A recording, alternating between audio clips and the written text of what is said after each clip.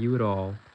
And a lot of people, a lot of young people who listen to my stuff are freaking out. Just even the past couple hours of the market being open, the emails I've gotten from people who, who they bought and now they're angry. No refunds. Listen, you're learning something about the market right now. If you're smart, now's when you buy. Personally, waiting until the market closes because we're kind of in some sort of free fall right now. I'm going to wait until the market closes before I assess if and how much I want to buy. But yeah, with silver being at $117 or $120 and now it's at 75 when I started this live stream, yeah, it's all perspective. If this happened a month ago, I wouldn't be buying silver because I say, oh, 75 bucks, I bought it 15. Why would I buy this? But now, perspective, since silver was 120 and now it's down to 75 or maybe even lower now, why not buy? Why not? Dollar cost average and all that. But it's so funny getting the emails from people who piled in at the top and now they think that they're going to be holding the bag for decades. And if you are, hey, you're going to learn something. At the end of the day, doesn't matter what the price is, it's an asset. And, what's going on right now is market manipulation.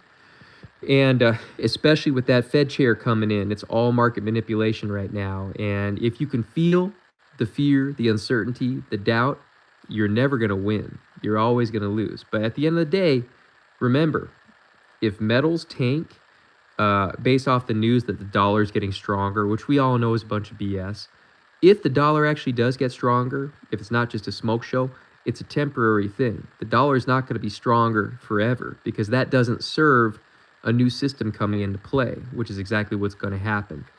That doesn't make any sense. So any sort of, the dollar's strong or getting stronger, that's Trump propaganda. And, with midterms coming up, you may see a bunch of this, it's a potential. But at the end of the day, fear doesn't serve you one way or the other. Like I said, for me, I bought in super cheap. So, for me, I don't think about it in terms of USD, the value, what I have.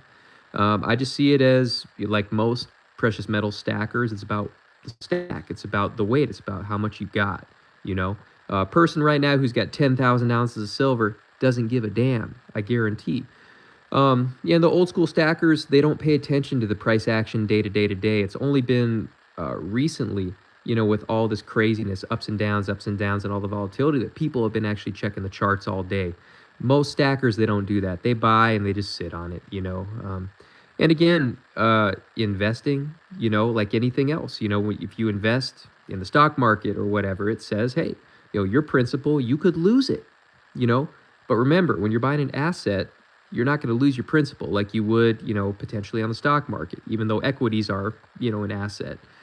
So, just know when you're putting your currency into hard assets, you're not going to lose. In the meantime, what's going on right now is a lot of the weak hands are getting shaken out. And for me, a person who's owned metals for 17 years at least, I don't care.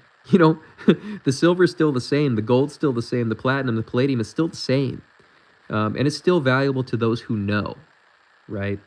This is inevitable that this was going to happen after this historic run-up. There's people who say, oh, you should have sold the top, you should have taken profit, blah, blah, blah, blah, blah. Whatever, who cares? Whether you chose to take profit or not, it doesn't matter, as long as you're holding it.